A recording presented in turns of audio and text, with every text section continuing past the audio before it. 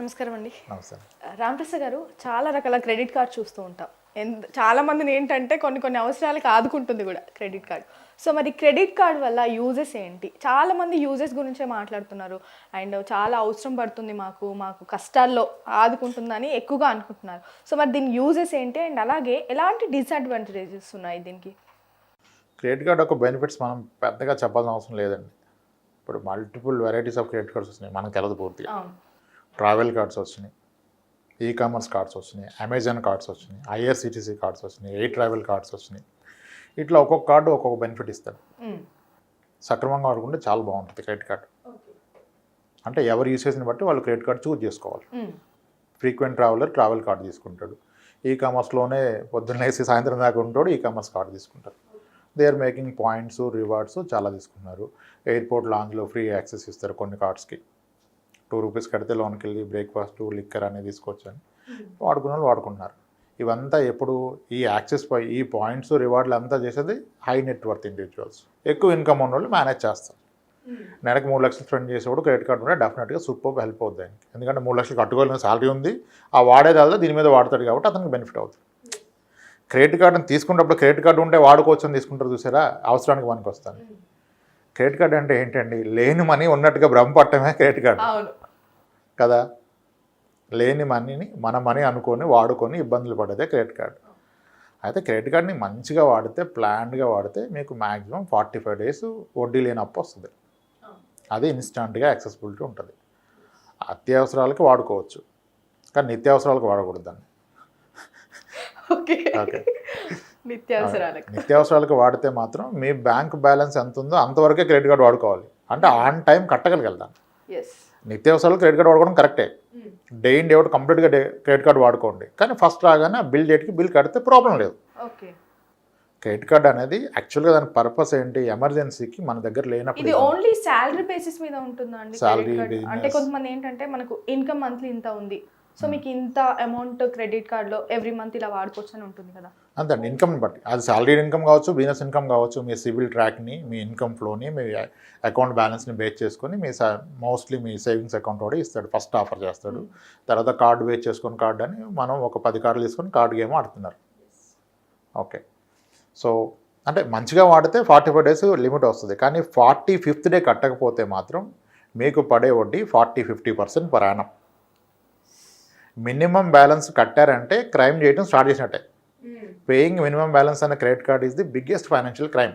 Okay.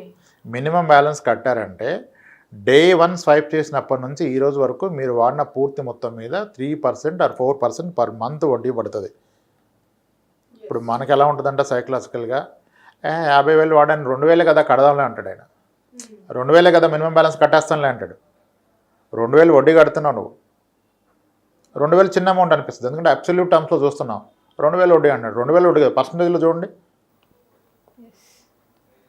48% వడ్డీ కడుతున్నారు.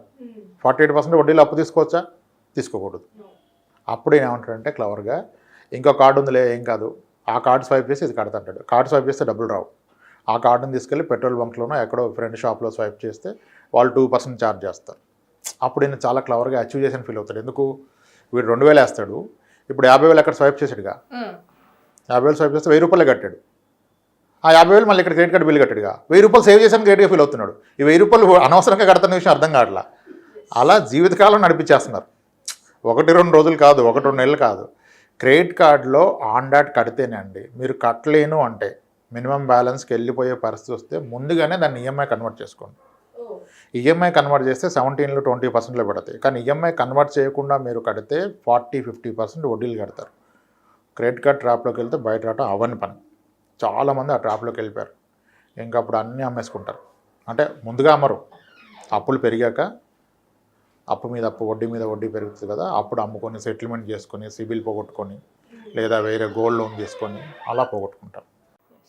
ఒక క్రెడిట్ కార్డ్ తీసుకున్న వాళ్ళు ఇంకా చాలా తీసుకుంటూనే ఉంటారండి. అంటే ఒక్కొక్కరికి చూసుకుంటే మనకు ఒక 4-5 ఉంటాయి, అసలు ఎన్నో రకాలుగా ఉంటాయి. ఒకటి పేమెంట్ చేయనప్పుడు వేరే తీసుకునేటప్పుడు వాళ్ళకి తెలియదు అంటారా? అంటే ఇది చేయలేకపోతున్నారు కాబట్టి ఇంకోటి తీసుకుంటే దాని నుంచి చేద్దాం అనుకుంటారు. అంటే ఎవరైతే క్రెడిట్ కార్డ్ ఇస్తున్నారో మనకి సమ్ కంపెనీ XZ కంపెనీ, వాళ్ళకి తెలీదా మనం పేమెంట్ చేయట్లేము అని? నేను ఇందాక మీకు చెప్పాను, credit card is the highest interest charge చేసేది క్రెడిట్ కార్డ్. ఆర్బీఐ ఎందుకు క్రెడిట్ కార్డుకి 50% వడ్డీ తీస్తే సైలెంట్గా ఉంటుంది? పర్సనల్ లోన్ మీకు 12%, 14, 15, 10% నుంచి 16% మధ్యలో వస్తుంది. హోమ్ లోన్ 7%లో వస్తుంది. ఎడ్యుకేషన్ లోన్ 8-9%లో వస్తుంది. కార్ లోన్ 7.4లో వస్తుంది. క్రెడిట్ కార్డ్ ఒక్కటే 50% ఎందుకు ఇంట్రెస్ట్ ఛార్జ్ చేస్తారు? హైయెస్ట్ ఇన్కమ్, వాళ్ళకి హైయెస్ట్ ఇన్కమ్. ఎందుకంటే ఎన్పిఎస్ ఎక్కువ అవుతాయి, ఎక్కువ మంది ఎగ్గొట్టేస్తారు. అది వర్కౌట్ అవడానికి అంత వడ్డీ వేస్తారు. ఓకే ఓకే, ఎన్పిఎస్ ఎక్కువ అయిపోతాయి, డిఫాల్టర్స్ ఎక్కువ ఉంటారు క్రెడిట్ కార్డులోనే. అవును.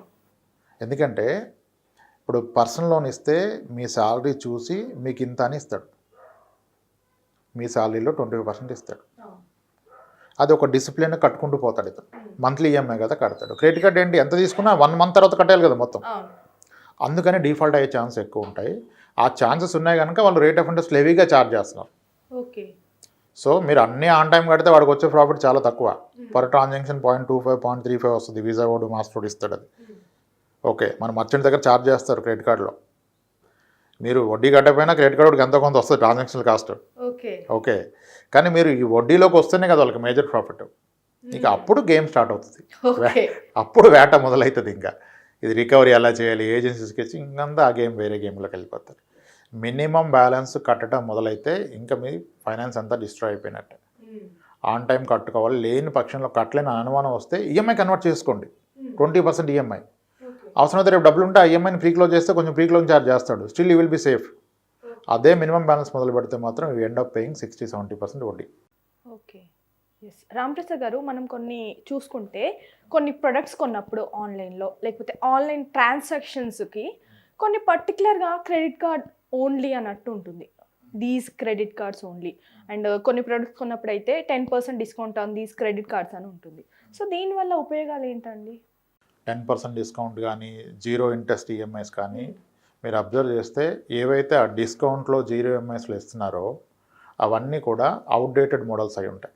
ఓకే. ఇప్పుడు ఒక హ్యాండ్సెట్ మొబైల్ ఉంది, సామ్సంగ్లో సో మోడల్ ఉంది, అది అవుట్డేట్, నెక్స్ట్ మోడల్ లాంచ్ చేస్తున్నారు. ఇప్పుడున్న స్టాక్ అంతా వెళ్ళిపోవాలిగా.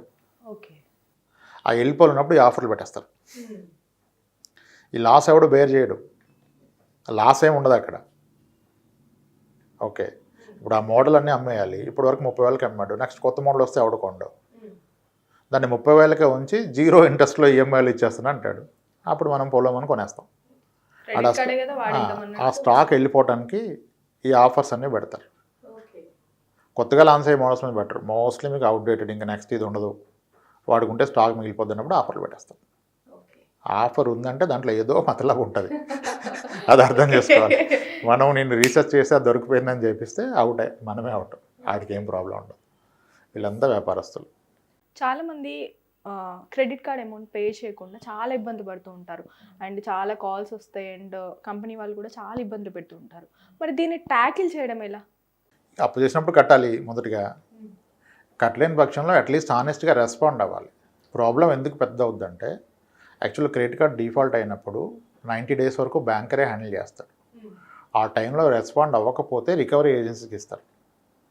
బకెట్ సిస్టమ్ ఉంటుంది, 90+, 180+, 360+ బకెట్స్. రికవరీ ఏజెన్సీకి ఇస్తే వాళ్ళు కొంచెం హార్ష్గానే బిహేవ్ చేస్తారు, హ్యాండిల్ చేస్తారు. యాక్చువల్ చేసే రైట్ వాళ్ళకి లేదు, కానీ వాళ్ళు చేస్తారు. మరి ఏ విధంగా అపోజులు చేసుకోవాలి కదా. ఆ రికవరీ ఏజెన్సీ అతను కూడా బిజినెస్ చేసే అతనే కదా. వాడు ఎంప్లాయీ సాలరీస్ ఇవ్వాలంటే ఆయన రికవరీ చేస్తేనే కదా ఆయనకి ఎంతో పే అవుట్ వస్తుంది. అందరితో చాలా స్వీట్గా మాట్లాడి ఆవిడిస్తాడు. సో కాబట్టి చేస్తారు. అయితే ఈ పర్సన్ కనుక సెన్సిటివ్ అయితే దానికి రియాక్ట్ అయ్యి చాలామంది న్యూస్ చూస్తున్నాం. సో ముందుగా ఏంటంటే, ఎప్పుడైనా సరే ఒక ఇన్స్టిట్యూట్లో తీసుకున్న అప్పుని చెల్లించలేని పక్షంలో మనమే వెళ్ళి ఆ ఇన్స్టిట్యూట్ని కలవాలి. అది మంచి పద్ధతి అన్నిటికంటే. ఎబ్స్కాండ్ అవ్వకూడదు. ఎబ్స్కాండ్ అయితే కేసు వాళ్ళకి ఫేవర్గా అవుతుంది. కొంతమంది లీగల్ నోటీసులు కూడా తీసుకోరు, రిసీవ్ చేసుకోరు. లీగల్ నోటీస్ వస్తే తీసుకోరు, తీసుకుంటే నోటీస్ వచ్చిందని తెలుస్తుంది కదా. అందుకని ఇప్పుడు వాట్సాప్లో పంపిస్తున్నారు. యాజ్ పర్ లా వాట్సాప్లో ఓపెన్ చేస్తే కూడా ఇట్స్ లైక్ రిసీవ్డ్ అన్నట్టు, లీగల్ నోటీస్ రిసీవ్ అయినట్టు. ఇప్పుడు ఇన్స్టిట్యూట్స్ కూడా, ఫైనాన్షియల్ ఇన్స్టిట్యూట్స్ లీగల్ నోటీసులు వాట్సాప్లో పంపిస్తున్నాయి. మీ నెంబర్లో వాట్సాప్లో వస్తే అన్నోన్ నెంబర్ అని ఓపెన్ చేస్తారు. ఓపెన్ చేస్తే it's that you are received the legal notice. Respond అవ్వకపోతే యాక్షన్ తీసుకుంటారు. ఓకే, ఫస్ట్ ఆఫ్ ఆల్ ఏంటంటే ప్రాబ్లము, పోస్ట్ డేటెడ్ చెక్ చేస్తే వాళ్ళు లీగల్గా ఇమీడియట్గా ప్రొసీడ్ అవుతారు. అందుకే ఎప్పుడు కూడా మీరు డిఫాల్ట్ అయినప్పుడు ఏం చేస్తారంటే ఎంతవరకు సార్ చెక్లు ఇవ్వండి తర్వాత చూద్దామని ఎంకరేజ్ చేస్తారు. చెక్ ఇస్తే వాడు వెంటనే దాన్ని డిజానర్ చేయించి అప్పుడు లీగల్గా కేసు వేస్తాడు. సో చెక్స్ ఇచ్చే ప్రయత్నం చేయొద్దు. నెక్స్ట్, ఎప్పుడు కూడా పొలైట్గా మాట్లాడండి అండ్ టైమ్లీ రెస్పాండ్ అవ్వండి. ఇబ్బంది ఉన్న పక్షంలో వెళ్ళి ఇన్స్టిట్యూట్లో బ్యాంకరు, బ్రాంచ్ మేనేజర్కో లేదా కన్సర్న్ డిపార్ట్మెంట్కి వెళ్ళి మీ ఇబ్బంది చెప్పాలి. అది రిటర్న్గా చెప్పాలి. లెటర్ రాసి ఇవ్వడం కానీ మెయిల్ పెట్టడం కానీ చేస్తే మీ మీద ఎటువంటి యాక్షన్ తీసుకోలేదు. ఈ రీజన్ చెప్పకుండా అబ్స్కాండ్ అయినప్పుడు వాడికి ఇస్తాడు కదా, అప్పుడు వాడు టార్చర్ మొదలు పెడతారు. అప్పుడు కూడా వాళ్ళు వల్గర్గా ఏమన్నా బిహేవ్ చేస్తే మీరు కేసు ఫైల్ చేయడం అనేది బెస్ట్. అంతేగాని పర్సనల్గా ప్రెజర్ తీసుకోవద్దు. అన్సెక్యూర్డ్ లోన్ క్రెడిట్ కార్డ్ అనేది అన్సెక్యూర్డ్ అంటేనే ఏ సెక్యూరిటీ లేకుండా ఇస్తారు. బ్యాంకర్ రిస్క్ తీసుకుంటున్నాడు. అందుకనే కదా వాడికి 40-50% ఇంట్రెస్ట్ అలో చేసింది ఆర్బీఐ.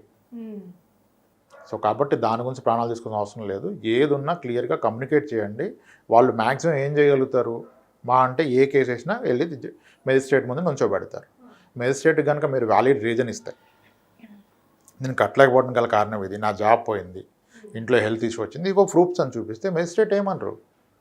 ఓటీహెచ్ 1 టైం సెటిల్మెంట్ చేసుకుంటారా లేకపోతే డిలేడ్గా మీరు చేస్తారా అని అంటారు. దానివల్ల సిబిల్ పొద్దా సెకండరీ. లైఫ్ అంటే సిబిల్ ఒకటే కాదు కదా, లైఫ్ ఇంపార్టెంట్ కదా.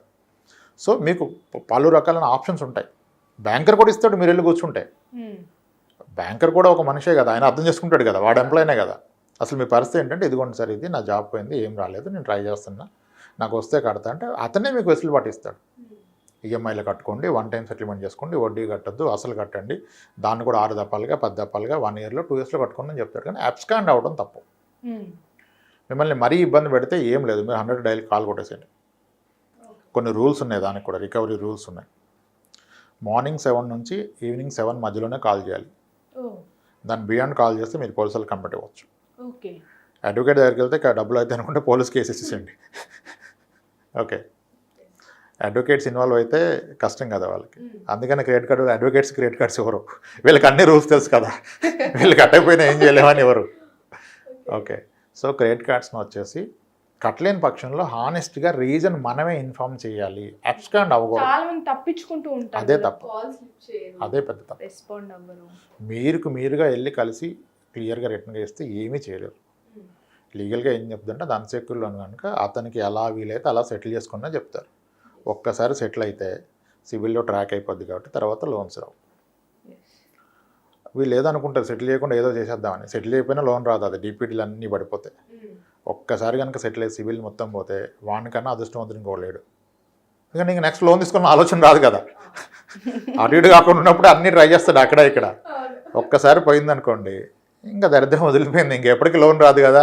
జాగ్రత్తగా ప్రతి 10 రూపాయల్లో 5 రూపాయలు జాగ్రత్త తీసుకొని ఇన్వెస్ట్ చేసుకొని ఇంట్లో పెట్టుకొని బ్రతాడు. అంతే. క్రెడిట్ కార్డు విచ్చలవిడిగా వాడితే తప్పు. క్రెడిట్ కార్డుని అత్యవసరాలకు వాడాలి కానీ నిత్యావసరాలకు వాడద్దు. నిత్యావసరాలకు వాడిన పక్షంలో అంత అమౌంట్ మీ అకౌంట్లో ఉంటేనే ఆ డబ్బులకు వాడండి, లేని దానికి ఎందుకు తగ్గించుకోవాలి కదా ఖర్చులు. అలా మేనేజ్ చేసుకోండి. థ్యాంక్ యూ అండి. రైట్.